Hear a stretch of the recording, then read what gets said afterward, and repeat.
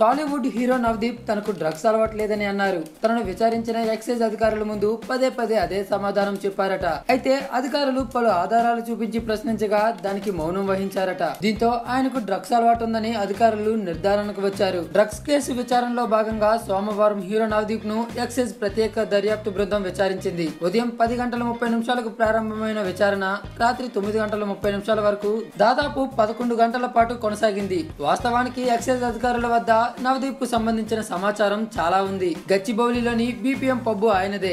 పబ్బులో drugs ను వినియోగిస్తున్నారని, మత్తు drink ను సరఫరా చేస్తున్నారని సమాచారం ఉంది. సినీ పరిశ్రమలో పలువురు ప్రముఖుల ఇళ్లలో జరిగే ఈవెంట్లను నవదీప్ నిర్వహిస్తుంటాడు. ఆ సందర్భాల్లో డ్రగ్స్ ను అందిస్తున్నారన్న సమాచారాన్ని అధికారులు సేకరించారు. ఇక ఇవే కోణాల్లో అధికారులు ప్రశ్నల వర్షం కురిపించారు. చాలా ప్రశ్నలకు ఆయన నో అంటూనే సమాధానాలు ఇచ్చారు. డ్రగ్స్ అలవాటు ఉందా, ఎక్కడి నుంచి తెస్తారు, ఎవరెవరికి సరఫరా చేస్తారని ప్రశ్నించగా తనకు అసలు అలవాటే లేదని చెప్పుకొచ్చాడు. తమది చాలా సాంప్రదాయ కుటుంబం అని, డ్రగ్స్ పేర అనవసర నిందలు వేయొద్దని కోరాడు. అధికారులు తమ వద్ద ఉన్న కొన్ని వీడియో క్లిప్పులు, ఫోన్ కాల్స్, వాట్సాప్ మెసేజ్లను చూపించారు. డ్రగ్స్ అలవాటు ఉందా అని మరోసారి ప్రశ్నించగా ఎలాంటి సమాధానం ఇవ్వకుండా మౌనం దాల్చాడు. గచ్చిబౌలిలోని బీపీఎం పబ్బు మీదేనా అని అడగ్గా అందులో తాను భాగస్వామినేనని చెప్పుకొచ్చాడు. అయితే పబ్బులో మత్తు డ్రింక్ ను సరఫరా చేస్తున్నారని ప్రశ్నించగా అలాంటిదేమీ లేదని అన్నాడు. మరి కస్టమర్లకు వాట్సాప్ మెసేజ్లు పంపిస్తున్నారట కదా అని అడగ్గా అలాంటిదేమీ లేదనే సమాధానం చెప్పాడు. తర్వాత అధికారులు తమ వద్ద ఉన్న వాట్సాప్ మెసేజ్లను చూపించగా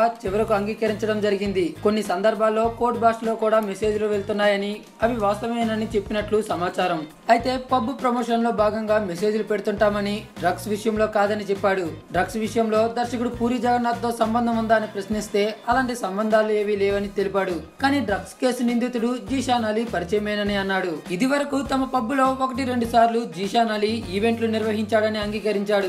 అలానే మరో ప్రధాన నిందితుడు కెల్విన్ తో మాత్రం తనకు ఎలాంటి సంబంధం లేదని, ఆయన ఎవరో తనకు అస్సలు తెలియదని చెప్పాడు హీరో నవదీప్. వాట్సాప్ మెసేజ్లలో క్రాక్ అంటే ఏమిటని అధికారులు ప్రశ్నించారు. అలాంటి మెసేజ్లు తనకు తెలియవని నవదీప్ బదులిచ్చాడు.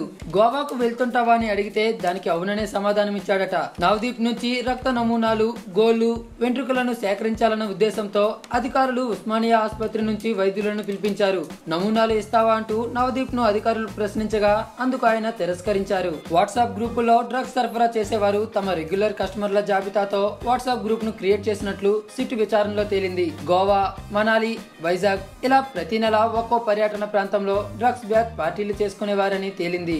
ఒక్కో బ్యాచ్ లో సుమారు 30 మంది వరకు సభ్యులుగా ఉన్నారు. అందులో విద్యార్థులతో పాటు సాఫ్ట్వేర్, డీజే నిర్వాహకులు, మ్యూజిషియన్లు మరియు సినీ పరిశ్రమకు చెందిన వారు ఉన్నట్లు సిట్ గుర్తించింది.